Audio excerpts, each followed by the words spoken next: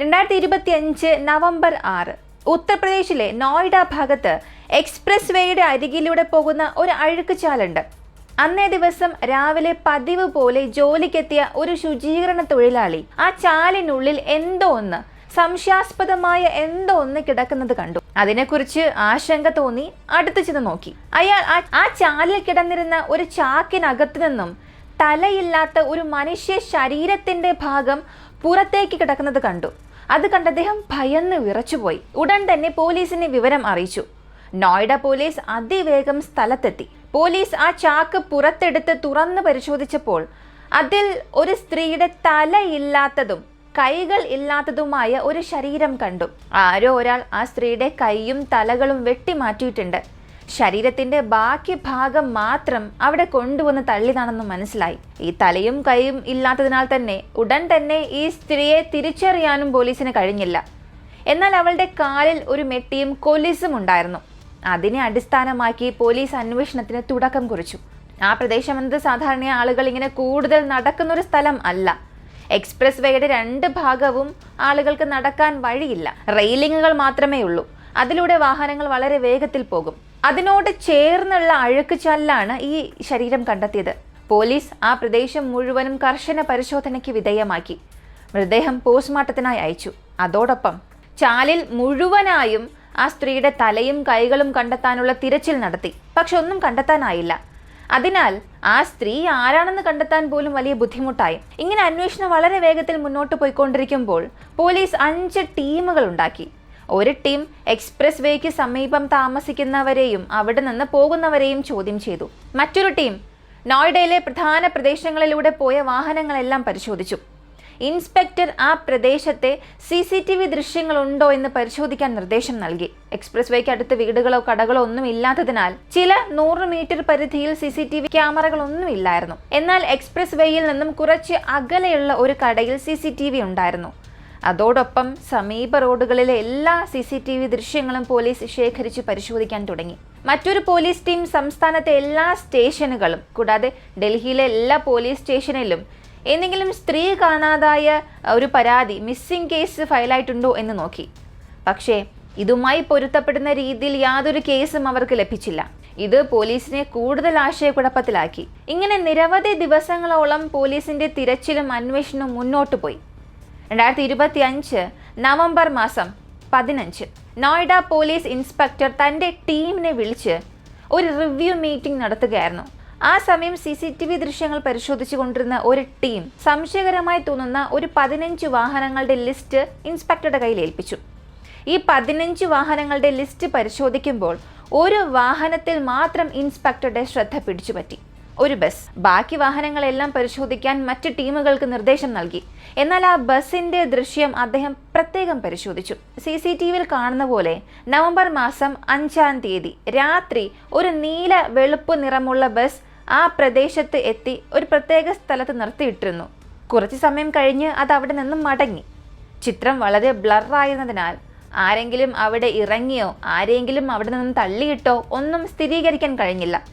ബസിന്റെ number കുറിച്ചെടുത്ത police അത് ഏത് കമ്പനിയുടെ വാഹനമാണെന്ന് പരിശോധിച്ചു. അന്വേഷിച്ചപ്പോൾ അതൊരു പ്രത്യേക ട്രാൻസ്പോർട്ട് സർവീസ് കമ്പനിക്കുള്ളതാണെന്ന് കണ്ടെത്തി. ഉടനെ ആ സ്ഥാപനത്തിലെ മാനേജറെ പോലീസ് വിളിച്ചു.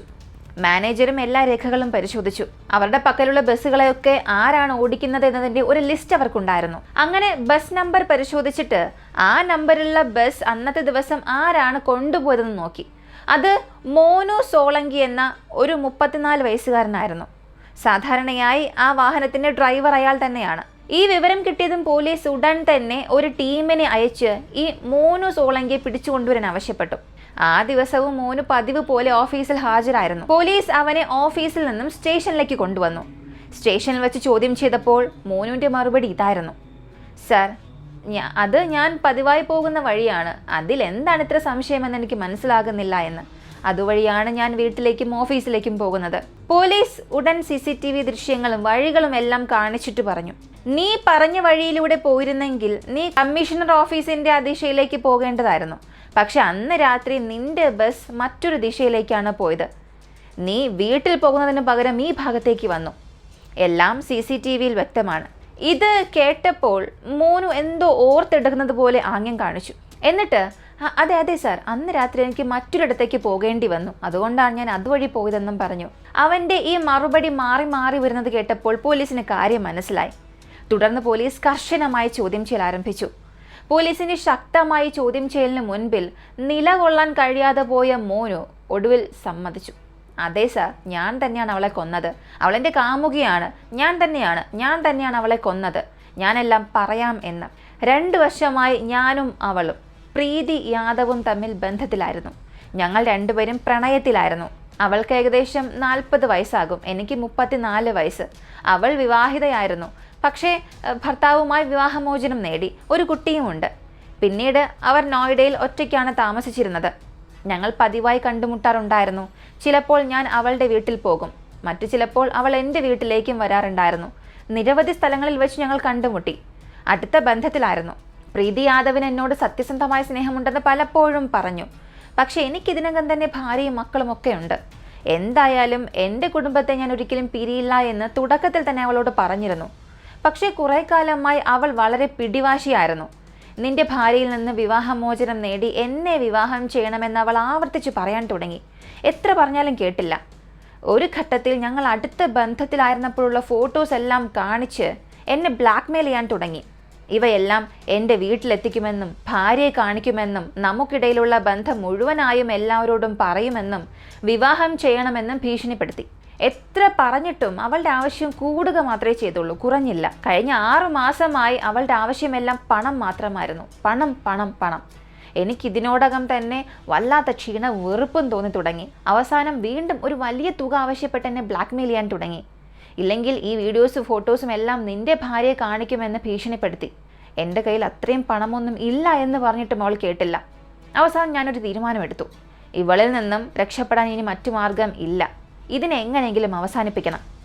അന്നേ ദിവസം വൈകുന്നേരം ജോലി കഴിഞ്ഞ് വീട്ടിലേക്ക് പോകുന്ന വഴി ഞാൻ അവളെ വിളിച്ചു. നമുക്ക് പുറത്തു പോകാം എന്ന് പറഞ്ഞ് വിളിച്ചു. അവളും വന്നു. ഞങ്ങളൊരു ഹോട്ടലിൽ കയറി ഭക്ഷണം കഴിച്ചു. എന്നിട്ട് എക്സ്പ്രസ് വേയുടെ ഒറ്റപ്പെട്ട ഭാഗത്ത് ബസ് നിർത്തി. എന്നിട്ട് അവിടെ ഇരുന്നു.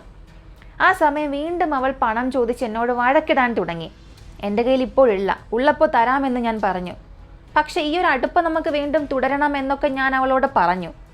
പക്ഷെ അവൾ വീണ്ടും വല്ലാത്ത ശബ്ദത്തിൽ തർക്കം തുടർന്നു. എനിക്കാണെങ്കിൽ ദേഷ്യവും വന്നു. അന്നത്തെ ദിവസം ഒന്നുകൂടെ അവളോട് അവസാനമായി സംസാരിക്കണം എന്ന തീരുമാനവുമായാണ് ഞാൻ ബസ് കൊണ്ടുപോയത്. കേട്ടില്ലെങ്കിൽ അവളെ ഇനി ഒരിക്കലും വിട്ടയക്കാൻ പാടില്ല എന്ന് ഞാൻ മനസ്സിൽ ഉറപ്പിച്ചിരുന്നു. ആ കാരണം കൊണ്ടാണ് ഞാൻ ഇതിനകം തന്നെ ഒരു വലിയ കത്തി വാങ്ങി ബസ്സിൽ ഒളിപ്പിച്ചിരുന്നത്. അവൾ വീണ്ടും ദേഷ്യപ്പെട്ട് തുടങ്ങിയപ്പോൾ ഇതാണ് സാഹചര്യമെന്ന് മനസ്സിലായി. ഇനി മറ്റു മാർഗമില്ല എന്ന് മനസ്സിലായി. ഒളിപ്പിച്ചു വെച്ചിരുന്ന കത്തിയെടുത്ത് ആദ്യത്തെ കുത്തുകൊടുത്തു. അവൾ അലറി താഴെ വീണു. എങ്കിലും എൻ്റെ ദേഷ്യം തീർന്നില്ല. നിരവധി തവണ ഞാൻ കുത്തി. ശേഷം മൃതദേഹം എങ്ങനെ ഒഴിവാക്കണം എന്ന് ചിന്തിക്കാൻ തുടങ്ങി.